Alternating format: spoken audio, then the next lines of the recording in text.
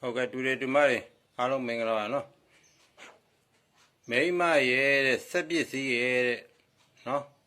အဲ့ဒါတွေကငှားကောင်းတဲ့အရာမဟုတ်ဘူးတဲ့နော်မိမရဲ့စက်ပစ္စည်းရဲ့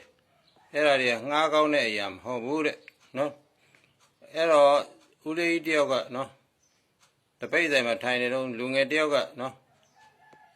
သူ့စက်ဘိန်းလေးကိုငှားတယ်တဲ့နော်အဲ့တော့ဆိုင်ကလေးပဲတိတ်မပေါ်သေးဘူးစက်ဘိန်းအောင်ရှားတဲ့အချိန်နော်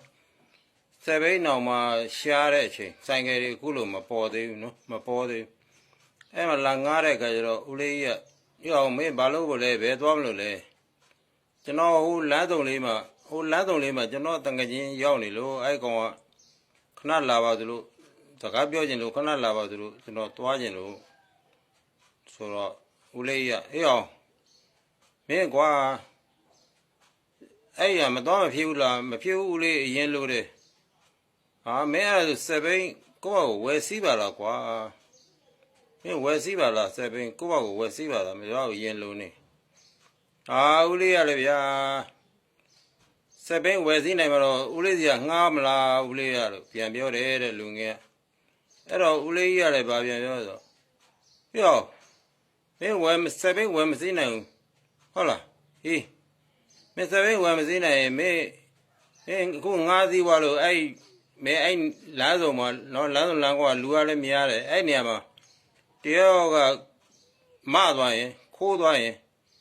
မင်းအဲ့တော့ပြန်ယောနိုင်မှလည်းမဟုတ်ဘူးခုတော့ဝယ်မသိနိုင်မယောနိုင်မှလည်းမဟုတ်ဘူးအဲ့ကြမင်းနိုင်ငံနဲ့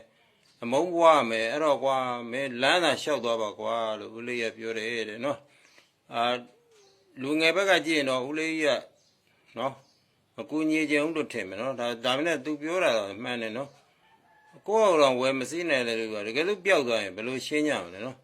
ဘယ်လိုပြန်ယူနိုင်မလဲနော်အဲ့တော့အစတော့ဦးလေးတို့က7ဘိန်းတော့မှနော်တော်တော်မနှဲဝယ်နေရတဲ့အချိန်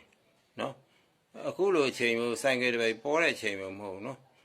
အဲ့လိုအချိန်ကမှဒီလိုဖြစ်တယ်တဲ့နော်ဦးလေးရတယ်မင်းကွာလမ်းသာလျှောက်သွားပါမင်းတကယ်လို့တရားရောကခိုးသွားရင်တော့မသွားရင်တော့နော်မင်းပြန်ယောနိုင်မှာမဟုတ်ကွာမင်းအဲ့ဒါမင်းလမ်းမဲ့လျှောက်သွားတာကောင်းပါလားကွာလို့ပြောလိုက်တယ်နော်အားလုံးကျေးဇူးတင်ပါတယ်